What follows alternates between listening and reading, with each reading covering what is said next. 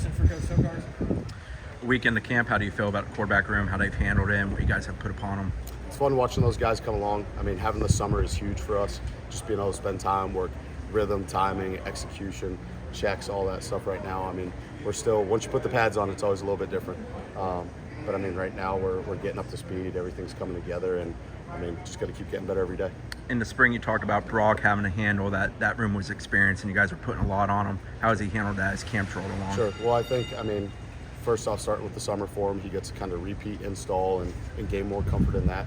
You can see it. He's a lot more comfortable out there going out and just operating the offense.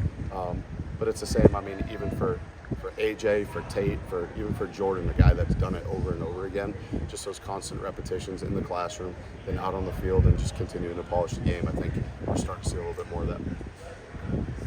Tony Hi, Tokarz threw for 4,500 yards and 45 touchdowns in this offense with these weapons around him. I mean, I got a couple of throws left in this arm, but I don't know. I mean, I know Coach Norvell's going to put me in a position to be successful, but I am a playmaker, and it's a system built for playmakers, though, so we're good.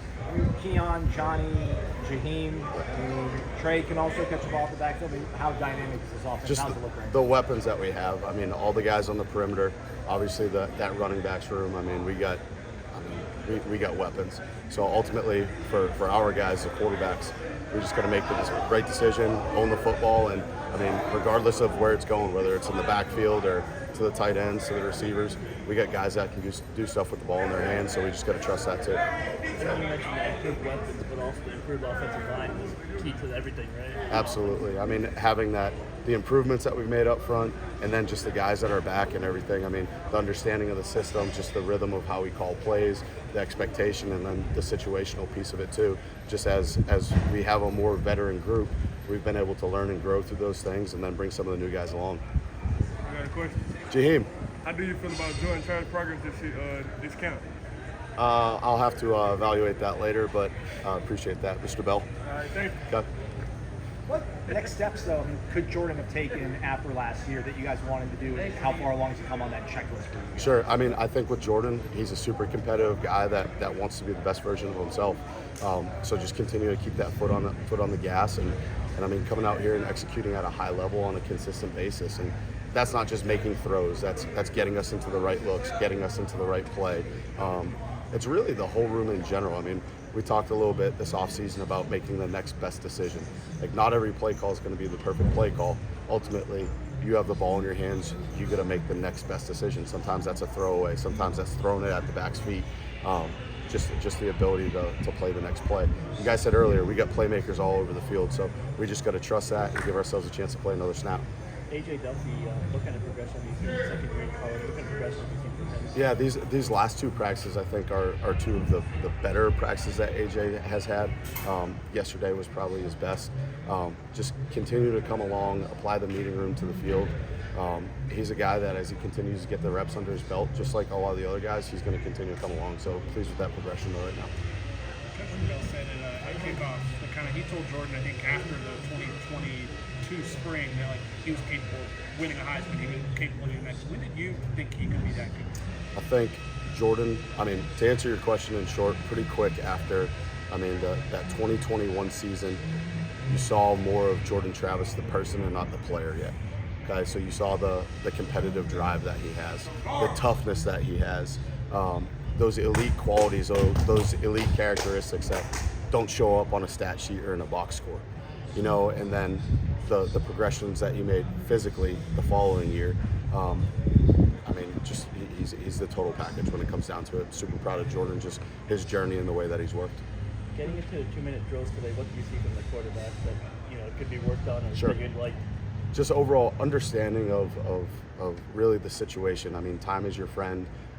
When to throw the ball away, when too much time is coming off the clock, risk versus reward, and that's everything. We're starting to get into a little bit more situational football, and it goes back to what I said earlier. We got to make the next best decision. When the defense, some of the 11-on-11 stuff, when they throw different looks, exotic things, do your guys already know that might be coming, or is that a surprise to them? I try and stay away from kind of scripting for success with those guys as much as possible. I'd rather have them kind of learn the stove is hot by touching it, and it's all stuff that we cover in the meetings and everything, but then it's a lot different when you're standing back there at 5 yards looking at 11 guys that are coming at you trying to rip your head off. Obviously not in practice with the green jerseys, but so then just be able to apply the meeting room to the field and be able to do that with a calm mind and go out and execute. Go ahead. How good is Jordan with handling? I mean, Jordan, he's got that savvy veteran football mind to him now. You know, he doesn't always fall for the bait. You know what I mean? And he understands what we're trying to accomplish with the offense. I think one of Jordan's greatest qualities within our offense is the fact that he knows what we're trying to do schematically ourselves, what the answers are built in, and then what the looks are to get us into, what the checks are to get us into. So I think that comfort that he has gives him confidence to go out there against different looks. How impressive have you been with the playmaking of the DBs through 6 practice? Feels like they're making it hard for you. Yeah, I mean, it reminds me of when you hear some of the former players come back and they talk about just the competitive practices, offense, defense every single day. Iron sharpens iron. I mean, our guys are going to get, our quarterbacks, everybody, quarterbacks, receivers, running backs, tight ends, offensive line, they get better with the man across them, because of the man across them. And I mean, what our secondary has done, it's been really impressive, and it's going to be fun to watch those guys continue to get after it. Talk about that savvy mind that Jordan has. You've got true freshmen like Brock, freshmen like AJ, and Tate kind of in the middle. As a quarterbacks coach, how challenging is it to have all these sort of different, I guess, skill sets, and how has Tate kind of adapted to being that kind of Right. guy? I think it's twofold. As a coach, you got to be just aware of how you're presenting and how you're teaching things, just because each guy is at a different point in their development. But at the same point, I mean, Jordan, I've said it before, Jordan does a great job leading that room and taking ownership of just helping those other guys grow as well. So I think that there are going to be those moments too where Jordan, I will even just give Jordan the floor to say, hey, like, explain to the room how you saw this and what your thought process was. And so some guys might not quite be there yet, but I think it gives them the chance just to hear a guy that's done it at a high level and just how he goes about it. There's been moments where there's miscommunication from the newcomers between Jordan and Keon and Jaheim, and he's gone over and talked to the players after. How much you encourage us to watch the younger players watch and make sure they're doing that when there's something like that happening? I think it's awesome. I think it teaches guys how to take, quarterbacks specifically, just how to take ownership of the offense and whatever the outcome is, whether it's a good or a bad play, whatever that is. I mean, you're taking ownership. It falls on our shoulders ultimately. Each guy, we encourage them to lead in a way that's most genuine to them, and that's what Jordan does. And I mean, it's great for the other guys to see that, because there's not one type of leadership. Each guy is a little bit different. I know it's cliche, but Tate's one play away, Yeah. seemingly. I mean, does he embrace that urgency? How have you seen him kind of come along? I think he does. It's just it comes to the day-to-day preparation, and that's also on me as a coach. That's me to push the urgency in the room, because it's not just Tate. Everybody else has to get better. AJ's got to continue to come along. Brock has to continue to grow. I mean, even Dylan and Michael, you know what I mean? Those guys, they serve a purpose.